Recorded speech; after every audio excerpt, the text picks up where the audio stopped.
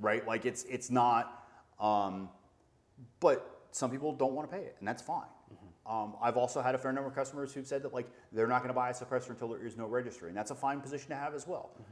I will tell you that if you shoot a suppressed rifle, and then you shoot next to someone who has an unsuppressed rifle, you will decide that the person with the unsuppressed rifle is a heathen who should be beaten upside the head, right? Like I tell people that all the time in the shop. Like you shoot suppressed, and you will decide you never want to shoot unsuppressed again. My buddy's got a 300 blackout suppressed. Oh, it's so nice. Yeah, you shoot it and giggle. You do, and you're like, oh, that's cool. Yeah. And then, so he's got it, and then my buddy's coming over literally in like an hour or two. He's supposed to sign to get his. So I'm like, well, I mean, I need one, right? So I tell the story.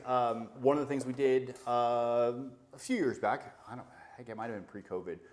One of my best friends really likes precision rifle shooting, and the National Rifle League was starting a 22 division, so NRL 22, and the beautiful part about NRL 22 was you could shoot it at a range with 100 yards or less. So like we could shoot it. We were both members at Sportsman's Club. We could shoot it on their rifle range, and it was relatively cheap to get started because you're shooting 22 long rifles, right? Like so not super expensive, and the steel pack was not super expensive. So Red Ghost ponied up the money. We bought and sponsored. We bought the steel pack and we sponsored the matches for the first year. Well, before we held our first local match, 4 of us that were going to help run the matches got together.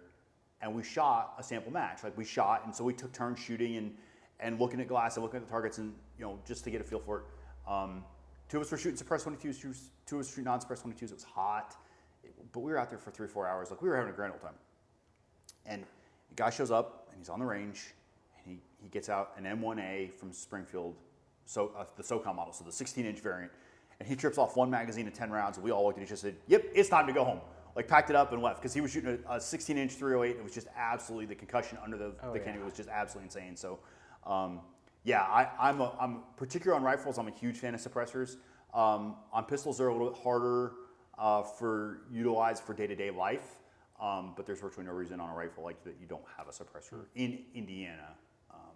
Obviously, if you go to like places west where you can't legally own one, then you can't have a suppressor. But you live in Indiana, buy a suppressor for your gun. For real. So.